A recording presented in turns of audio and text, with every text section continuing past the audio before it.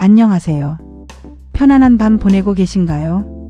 여러분의 지혜로운 밤을 책임지는 지혜의 달팽이 지다리입니다. 오늘도 저 지다리와 함께 세상을 살아가는 지혜를 찾아 떠나볼 시간입니다. 오늘은 손자병법의 두 번째 이야기, 바로 작전편을 함께 살펴보려 합니다. 작전편은 우리가 살면서 마주하는 여러 도전과 경쟁 속에서 어떻게 현명하게 대처해야 하는지 그 방법에 대한 깊이 있는 통찰을 제공해 줍니다. 특히 어떤 일을 시작할 때 비용과 효율성을 어떻게 고려해야 하는지, 그리고 목표 달성을 위해 어떤 전략을 세워야 하는지에 대해 아주 자세히 알려주고 있죠. 손자병법은 단순히 전쟁에 대한 책이 아닙니다. 우리의 일상생활, 비즈니스, 그리고 인간관계에까지 적용될 수 있는 보편적인 지혜를 담고 있습니다. 오늘 이 작전편을 통해 여러분의 삶에 더욱 지혜로운 통찰을 더할 수 있기를 바랍니다. 먼저 작전편의 핵심적인 내용부터 살펴보겠습니다. 이 편은 전쟁을 준비하고 수행하는 과정에서 발생하는 경제적인 문제들을 아주 중요하게 다룹니다. 그리고 전쟁을 가능한 한 빨리 끝내는 것, 즉 속전속결의 중요성을 강조합니다. 또한 적의 자원을 효과적으로 활용하는 것이 얼마나 중요한지도 이야기하고 있습니다. 손자는 전쟁이라는 것이 국가에 엄청난 부담을 주는 일이라고 경고합니다. 그래서 전쟁이 길어지면 길어질수록 국가 전체가 심각한 어려움에 처할 수 있다고 말합니다. 여기서 우리가 얻을 수 있는 교훈은 무엇일까요? 바로 어떤 일을 시작하든 간에 우리는 항상 효율성을 생각해야 한다는 것입니다. 무작정 일을 시작하기보다는 그 일이 얼마나 많은 자원과 시간을 요구할지 미리 계획하고 예측하는 것이 중요하다는 뜻입니다. 그리고 시작한 일은 최대한 빠르게 그리고 효과적으로 마무리하는 것이 중요하다고 손자는 강조합니다. 작은 성공을 계속해서 쌓아나가면서 자신감을 얻고 이를 통해 더 큰 성공을 이끌어내는 전략이 바로 작전편의 핵심 메시지 중 하나입니다. 그럼 좀 더 자세히 전쟁 준비의 중요성에 대해 이야기해 볼까요? 손자는 전쟁을 시작하려면 정말 어마어마한 비용이 든다고 설명합니다. 예를 들어 전쟁에 필요한 수많은 수레와 군량 및 병사들이 입을 갑옷까지 이 모든 것을 준비하는 데는 엄청난 돈이 필요하다는 것이죠. 이러한 지출은 국가의 재정에 엄청난 부담을 줍니다. 우리도 새로운 프로젝트를 시작하거나 어떤 목표를 달성하려고 할 때 많은 시간과 노력이 필요하죠. 이 모든 것이 사실 일종의 비용입니다. 우리가 준비 없이 무작정 시작하면 예상치 못한 문제에 부딪히고 결국 많은 손실을 볼 수 있습니다. 손자는 바로 이런 점을 경고하는 것입니다. 철저한 준비 없이 시작된 전쟁은 결국 국가를 파탄으로 이끌 수 있다고 말합니다. 그래서 우리는 어떤 일을 시작하기 전에 충분히 고민하고 필요한 자원과 시간을 미리 확보해야 합니다. 이것이 바로 성공적인 작전을 위한 첫걸음이라고 할 수 있습니다. 더 나아가 단순히 자원과 시간을 확보하는 것을 넘어 발생 가능한 모든 시나리오를 예측하고 대비하는 자세가 필요합니다. 예기치 않은 변수에 대한 유연한 대응 전략을 미리 세워두는 것이죠. 마치 전쟁터에서 지휘관이 다양한 전술을 미리 준비해두는 것처럼 말입니다. 이러한 치밀한 준비만이 비로소 불확실성을 최소화하고 성공으로 가는 길을 열어줄 수 있습니다. 다음으로 손자병법 작전편에서 가장 중요하게 강조하는 것 중 하나는 바로 속전속결입니다. 전쟁은 가능한 한 빨리 끝내야 한다는 것이죠. 왜냐하면 전쟁이 오래 끌면 끌수록 군대의 사기는 점점 떨어지고 무기는 낡아가며 국가의 재정은 바닥을 드러내기 때문입니다. 이러한 상황은 주변의 다른 나라들이 우리를 침략할 수 있는 빌미를 제공하게 됩니다. 우리 삶에서도 마찬가지입니다.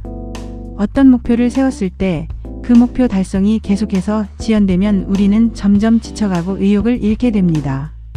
손자는 여기서 병문졸속이라는 말을 인용하며 서투르더라도 빨리 끝내는 것이 교묘하게 오래 끄는 것보다 낫다고 말합니다. 완벽함을 추구하느라 시간을 지체하기보다는 일단 시작하고 빠르게 마무리하는 것이 더 중요하다는 뜻입니다. 물론 이 말은 대충 하라는 뜻은 아닙니다. 핵심은 불필요하게 시간을 낭비하지 말고 정해진 시간 안에 최대한의 효율을 발휘하여 목표를 달성하는 데 집중해야 한다는 것입니다. 신속하게 일을 처리함으로써 우리는 에너지를 절약하고 다른 중요한 일에 집중할 수 있는 여유를 얻게 됩니다. 또한 빠른 성과는 우리의 자신감을 높여주고 다음 도전을 위한 원동력이 됩니다.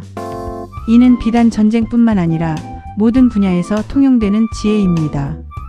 예를 들어 기업 경영에서는 시장의 변화에 빠르게 대응하고 신제품을 신속하게 출시하는 것이 중요하며, 개인의 학습에서도 특정 과제에 너무 오래 매달리기보다는 핵심을 파악하여 빠르게 완성하는 것이 전체적인 학습 효율을 높일 수 있습니다. 병문졸속의 정신은 단순한 속도전을 넘어 자원의 효율적 배분과 정신적 소모를 최소화하는 데 초점을 맞추고 있음을 기억해야 합니다. 또한 작전편에서는 자원 활용의 중요성에 대해 아주 명확하게 제시합니다.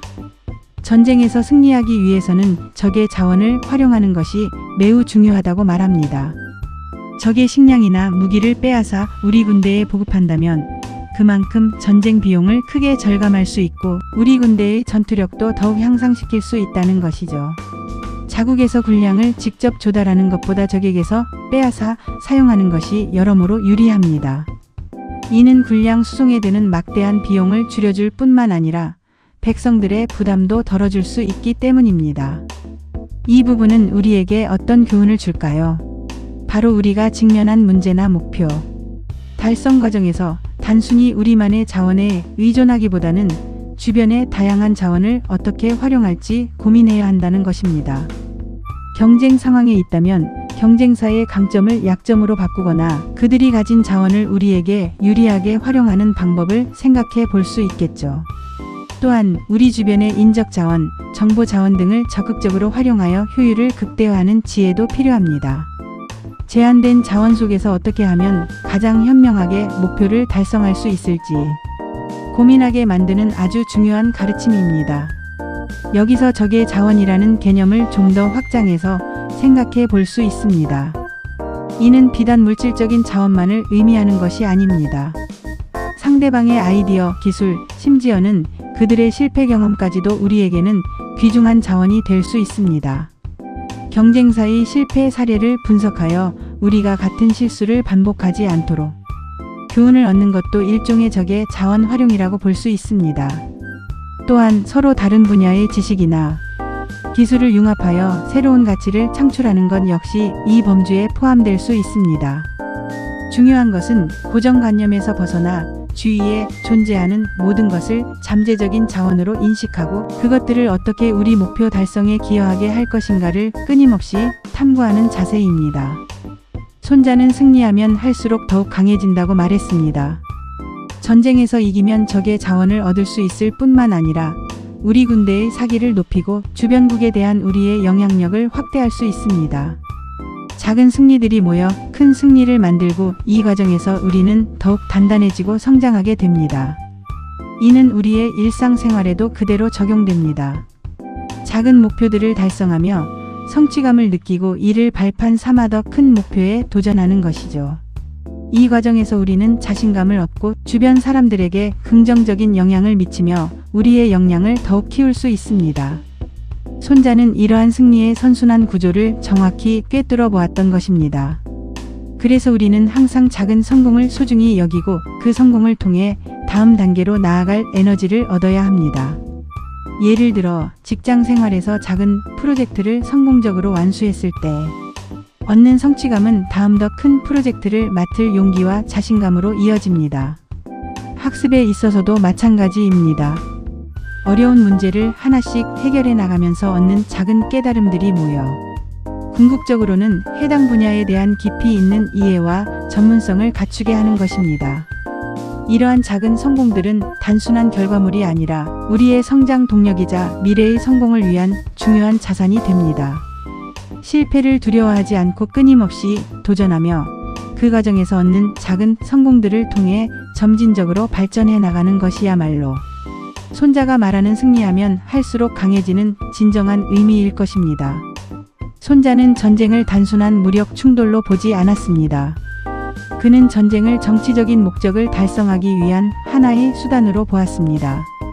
그렇기 때문에 전쟁은 매우 신중하게 계획되어야 하고 가능한 한 빨리 끝내야 하며 적의 자원을 최대한 활용해야 한다고 강조한 것입니다. 이 관점은 우리에게 어떤 메시지를 던질까요? 우리가 어떤 행동을 하든 간에 그 행동의 근본적인 목적이 무엇인지 항상 되새겨야 한다는 것입니다. 우리가 세운 목표가 무엇인지 명확히 인지하고 그 목표를 달성하기 위한 가장 효율적이고 현명한 방법을 찾아야 합니다. 불필요한 마찰이나 소모적인 경쟁보다는 우리의 궁극적인 목표 달성에 집중하는 지혜가 필요한 것이죠. 때로는 목표 달성을 위해 과감한 결단이 필요할 때도 있지만 그 결단 역시 철저한 계산과 준비를 바탕으로 이루어져야 함을 손자는 가르쳐주고 있습니다. 이처럼 손자병법 작전편은 단순히 병법서의 한 장을 넘어 현대 사회를 살아가는 우리에게도 적용될 수 있는 보편적인 경영 철학이자 삶의 지혜를 담고 있습니다. 목적 없는 행동은 자원의 낭비일 뿐이며 명확한 목표 설정과 그에 따른 효율적인 전략 수립이야말로 성공의 필수 조건임을 다시 한번 상기시켜 줍니다. 전쟁이든 비즈니스든 혹은 개인적인 목표든 우리는 항상 큰 그림을 보고 작은 부분 하나하나까지도 그 목적에 부합하는 방식으로 접근해야 합니다. 즉, 왜 이 일을 하는가라는 본질적인 질문에 대한 답을 항상 가지고 있어야 한다는 것입니다. 그리고 그 답을 바탕으로 모든 계획과 실행을 정교하게 다듬어야 합니다. 이것이 바로 손자가 우리에게 전하고자 했던 가장 깊이 있는 메시지 중 하나일 것입니다. 오늘 우리는 손자병법 제2편 작전에 대해 깊이 있는 이야기를 나누어 보았습니다. 전쟁을 통해 본 효율적인 자원관리, 속전속결의 중요성, 그리고 작은 승리가 모여 큰 힘을 이룬다는 사실까지. 이 모든 지혜는 오늘날 우리가 복잡한 세상을 살아가면서 마주하는 수많은 문제들을 해결하는 데 귀한 나침반이 될 것입니다. 여러분의 삶에서 어떤 목표를 세웠을 때 비용과 시간을 어떻게 효율적으로 관리할지, 그리고 어떻게 하면 가장 빠르게 그 목표를 달성할 수 있을지 한 번 더 생각해 보는 계기가 되었으면 합니다. 그리고 주변의 자원들을 어떻게 현명하게 활용할지도 고민해 보시길 바랍니다. 작은 성공들을 소중히 여기고 그 성공을 발판 삼아 더 큰 도전을 해나가세요. 여러분의 현명한 선택과 지혜로운 행동이 더 나은 내일을 만들어갈 것이라고 확신합니다. 오늘 배운 작전편의 지혜를 마음속에 잘 간직하시고 여러분의 삶의 작전들을 성공적으로 이끌어 나가시길 바랍니다. 이 모든 지혜가 여러분의 삶에 긍정적인 변화를 가져다 주기를 바라며 항상 여러분 곁에서 지혜의 길을 밝혀주는 지혜의 달팽이 지달이 되겠습니다. 이상 지혜의 달팽이 지달이었습니다. 편안한 밤 되세요.